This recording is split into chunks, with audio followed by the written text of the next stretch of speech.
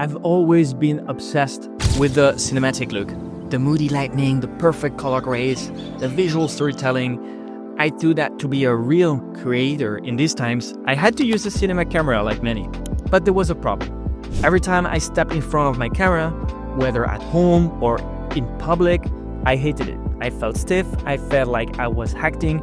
I was spending actually 80% of my time carrying the heavy camera and tripod in a backpack everywhere, and only 20% actually living the moment I wanted to document. I kept telling myself, but just force it. Eventually, Sullivan, you'll get used to the heavy setup. But the truth is, the content didn't look like me. It looked like I was trying to be someone else. I was chasing a specific aesthetic at the cost of my own authenticity.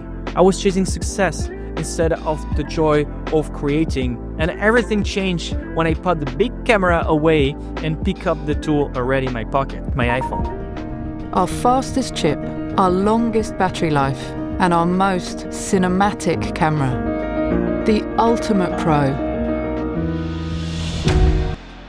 Because by stripping away the friction, I found my voice again.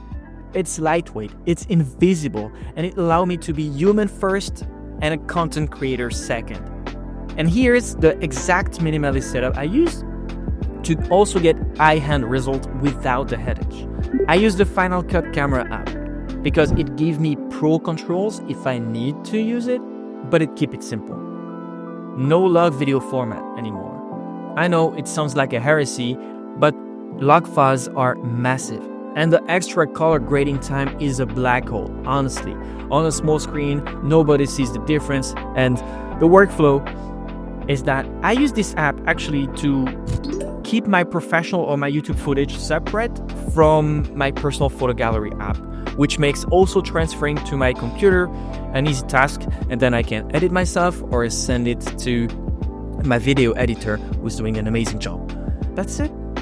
It's simple, it's working, and I can now focus on the work I want to do, that I want to document, and not creating videos for the sake of creating videos because it takes so much time.